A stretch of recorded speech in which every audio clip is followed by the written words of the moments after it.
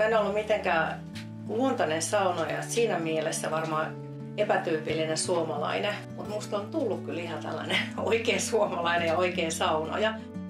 Me varmaan ihan alkuperäinen saunamökkitarve tuli siitä, että me haluttiin laajentaa pientä päämökkiä vähän, että me saataisiin sinne yksi makuuhuone lisää.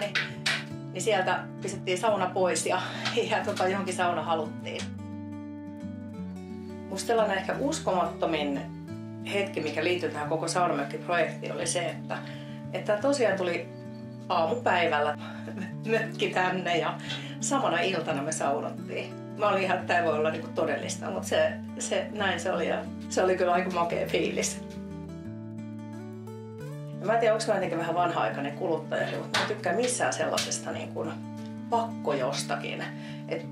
Et musta tuntuu, että meille tarjottiin hyviä vaihtoehtoja ja annettiin vinkkejä, mutta ei tullut semmoinen olo kertaakaan, että olisi joku pakko-oston edessä tai jonkun aggressiivisen myyntiprosessin uhrina.